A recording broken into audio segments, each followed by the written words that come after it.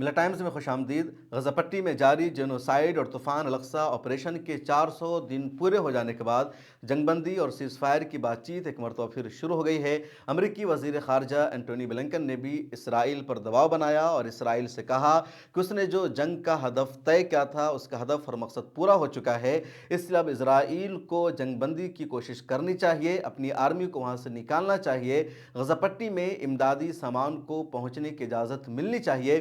امریکی وزیر خارجہ اینٹونی بلنکن نے ایسا کہا ہے۔ اس کے علاوہ جنگ بندی اور سیز فائر کے لیے ایک پروپوزل بھی سامنے آیا جس میں یہ کہا جا رہا ہے کہ اسرائیل کی طرف سے آفر دیا جائے گا حماس کے رہنماؤں کو کہ وہ غزہ پٹی سے کسی دوسرے ملک میں جا سکتے ہیں، ان پر کوئی حملہ نہیں کیا جائے گا، اس کی اجازت دی جائے گی اور اس کے بدلے میں اسرائیلی ہوسٹیج کو ریلیز کرنا ہوگا۔ لیکن یہ جو شرط ہے، یہ جو پروپوزل سامنے آیا ہے، زیادہ تر انٹلیکچوئل دانشور اور تجزیہ نگاروں نے اس کو ریجیکٹ کر دیا اور کہا کہ حماس کبھی بھی اس طرح کی شرط کو نہیں مان سکتی ہے۔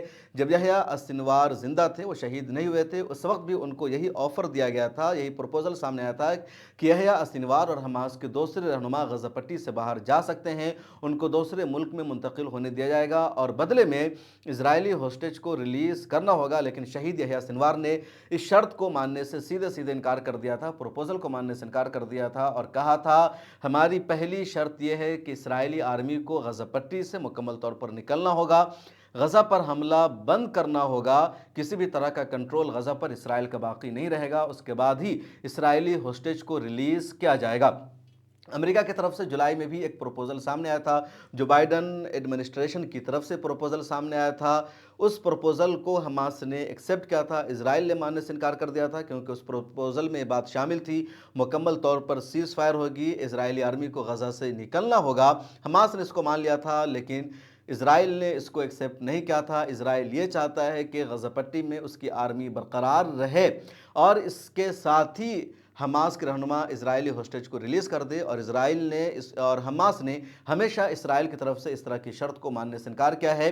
اب امریکی وزیر خارجہ اینٹونی بلنکن نے اسرائیل کو کہا کہ اسرائیل نے جب 8 اکتوبر 2023 کو غزہ پٹی پر حملہ کی شروعات کی تھی، وار ڈکلیئر کیا تھا، تو اس وقت اسرائیل نے اپنا یہ ہدف طے کیا تھا کہ ہمارا جو ہدف ہے اس جنگ کا، حماس کے فوجی انفراسٹرکچر کو ختم کرنا، حماس کی طاقت کو تباہ و برباد کر دینا تاکہ دوبارہ حماس اس پر حملہ کرنے کی جرات نہ کر سکے۔ اور پچھلے 400 دنوں میں جو اسرائیل نے غزہ پر حملہ کیا ہے تو اس ہدف میں اسرائیل کامیاب ہو گیا ہے۔ حماس کی جو عسکری صلاحیت ہے، حماس کا جو فوجی انفراسٹرکچر ہے وہ ختم ہو چکا ہے، اس لیے اب اسرائیل کو غزہ پر حملہ بند کر دینا چاہیے اور امدادی سامان سے لدے ٹرکوں کو غزہ پٹی میں داخلے کی اجازت اور پرمیشن ملنی چاہیے۔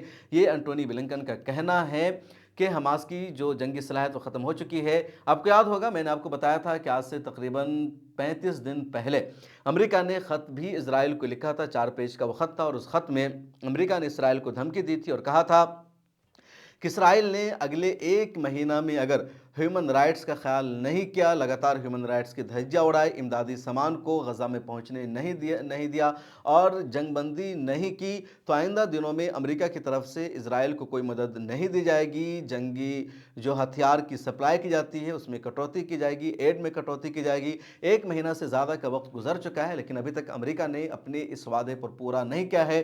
تو بات صاف ہے کہ امریکہ کا وہ جو خط تھا وہ دکھاوا تھا۔ امریکہ ہر حال میں اسرائیل کے ساتھ کھڑا نظر آتا ہے۔ اب ایک مرتبہ پھر اینٹونی بلنکن نے اس طرح کی بات کی ہے۔ دوسری طرف اسرائیل اس جنگ سے نکلنا نہیں چاہتا۔ اسرائیل چاہتا ہے کہ اگر وہ اس جنگ سے نکلے گا تو اس کی ہار مانی جائے گی، اس کی شکست تسلیم کی جائے گی اور نتن یاہو کو جیل بھی جانا پڑے گا، بلکہ اس کو پھانسی کی سزا ہو سکتی ہے۔ اس لیے بنیامین نتن یاہو اس جنگ کو جاری رکھنا چاہتا ہے، اسی میں اس کا عہدہ برقرار ہے، اس کا منصب برقرار ہے۔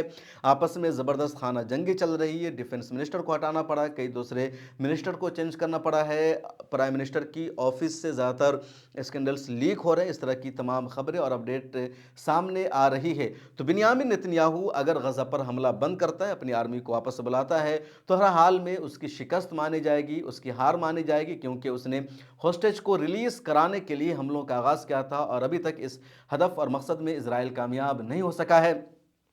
फौजी इंफ्रास्ट्रक्चर को भी ख़त्म करने का उसने दावा किया था, लेकिन सच्चाई यही है कि अभी तक हमास की तरफ से रेजिस्टेंस जारी है। हमास की तरफ से लगातार इजरायली आर्मी पर हमले हो रहे हैं, इसराइल के फौजी कैंप को निशाना बनाया जा रहा है, इसराइल के मरकावा टैंकों पर हमला हो रहा है, इसराइल के बुलडोज़र D9 को निशाना बनाया जा रहा है, इसराइल के हेलीकॉप्टर को मार गिराया जा रहा है।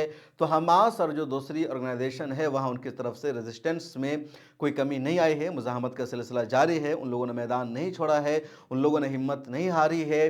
और गज़ा पट्टी के चप्पे चप्पे में इजरायली आर्मी के मौजूद होने के बावजूद भी रेजिस्टेंस पूरी तरह जारी है। तो ये हमास की ताकत है और हमास ने कैदियों को भी अभी तक अपने पास रखा हुआ है, इसराइल उसको बचाने में नाकाम है। अब इस सिचुएशन में अगर इसराइल सीधे सीधे जंग बंद करता है, अपनी आर्मी को वापस बुलाता है, तो उसकी ज़िल्लत होगी, उसकी हार होगी और बिन्यामिन नेतन्याहू को फांसी के फंदे पर लटकना पड़ सकता है।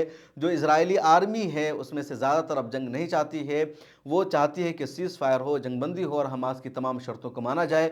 जो इजरायली अवाम है वो सीज़ फायर और जंगबंदी चाहती है और बिन्यामिन नेतन्याहू अपनी ज़िल्लत और रुसवाई से बचने के लिए, कोर्ट में जाने से बचने के लिए, फांसी के फंदा पर लटकने से बचने के लिए वो लगातार अपनी आर्मी को मैदान जंग में मसरूफ़ रखा हुआ है, अपनी आर्मी का नुकसान करा रहा है और इस तरह कशमकश की जो ये सूरत हाल है वो जारी है।